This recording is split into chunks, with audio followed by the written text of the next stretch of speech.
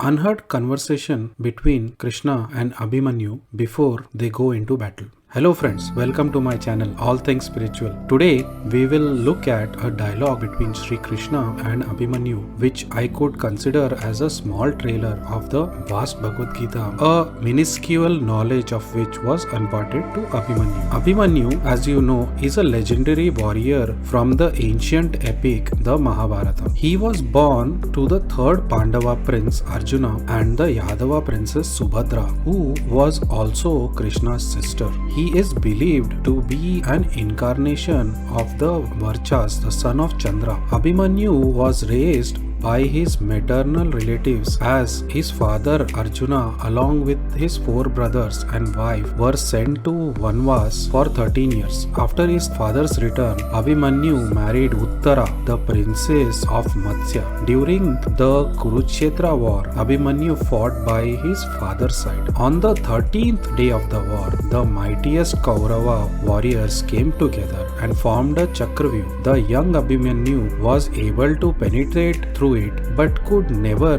make his way out of it and was slain inside it fighting all alone. His son Parikshit saved the lineage from extinction and went on to become a legendary king. The conversation that I am talking about happened days before Abhimanyu entered the Chakravyuh. Krishna tells Abhimanyu that the person has no regard for his own Atman, and in case of calamities and adversities only does man look for God or tries to visualize God. Such a person is unable to face challenges of his own life, and such a person lives a life of a commoner. Such a commoner has no face to show in case of adversities. Krishna tells Abhimanyu that look at these soldiers. History won't be remembering these soldiers. They are all commoners. They also can be struck by death suddenly. And as you are human too, you could also die in this war. Hearing these words, Abhimanyu's face expression suddenly changes. His face shows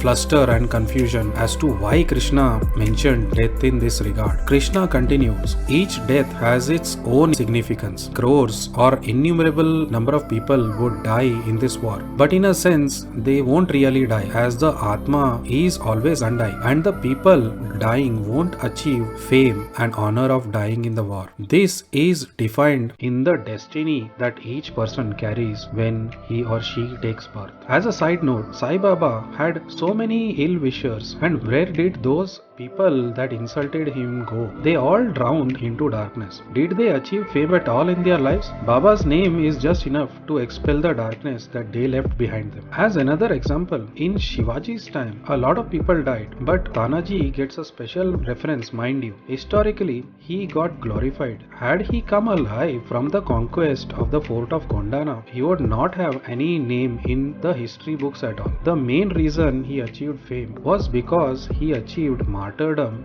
fighting over the recapture of the fort of Kondana after the truce broke down between the Marathas and the Mughal Empire in 1670. So coming back, as Sri Krishna continues, and he states that death comes to everyone, and even though you are a teenager, the elders are more worried about you, and I hope you are not as worried as they are, right? Hearing this, Abhimanyu was even more baffled as to what Krishna was trying to convey to him. He gave him a look as though he wanted to know what he was trying to say to him. Krishna continues, would you like to have had Dhritarashtra's age? Abhimanyu's face then drops with embarrassment. Krishna told Abhimanyu, dying at a ripe old age makes no difference. Example, when a family member dies, there is a sorrow and the family misses the departed one. But this sense of loss is rooted in the attachment to the form only, which is independent of the soul. It is the form which has vanished and it is not the soul. The soul is not dead in its true nature. It did not even pass away, for it is everywhere. But through attachment to the body, the form is considered important, and all the desires and emotions and thoughts that were centered upon the form, when they go through death and the form disappears, there is a vacuum which expresses itself through the missing or the departed one. So even if the family suffers an agonizing pain of the departed, the Atman has no sorrow attached to it. You do your prescribed duties as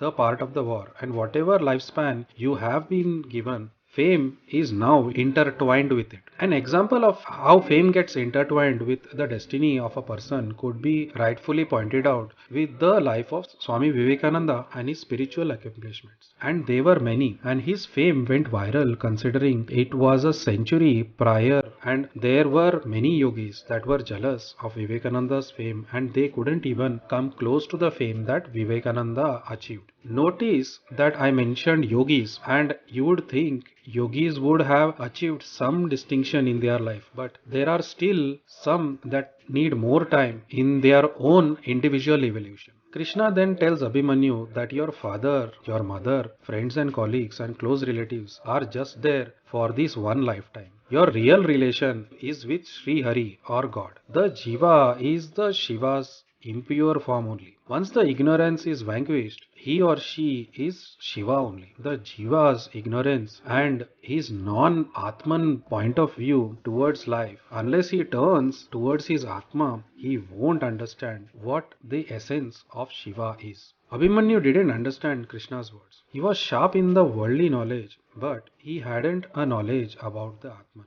Krishna then told him that it's okay if you hadn't understood this, but there will come a time when you will definitely understand these words. So fast forward to the present day, all this was being recalled by Abhimanyu as the bow pierced through his throat, and it was painful, and he remembered this conversation with Sri Krishna, and remembering the conversation he felt very satisfied and peaceful. As the bow was shot unto him, his life force wasn't retracted from his body immediately. It took some time, and all this conversation with Krishna came back to him at that particular point of time of his death. And when he came out of his body, he saw his own body, and there was a view of duality that he saw right in front of him. And he got what Sri Krishna was then trying to say to him, that the Atman never dies. And I see my own body lying in the war zone, and I see people dancing at one end, and the other end the people were lamenting in sorrow, which were the Pandavas. Abhimanyu's soul then told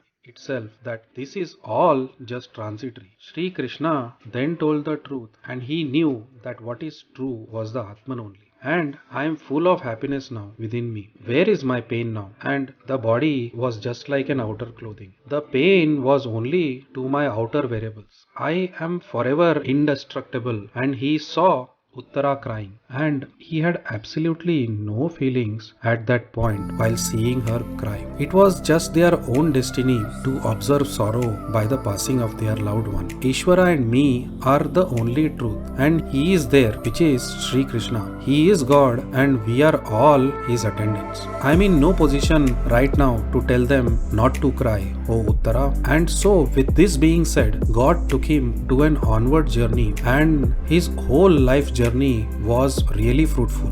How did you like the video on Krishna's discourses of the Gita to Abhimanyu? Please do let me know in the comment section below. Please don't forget to like, share and subscribe to my channel, and I will see you in the next video.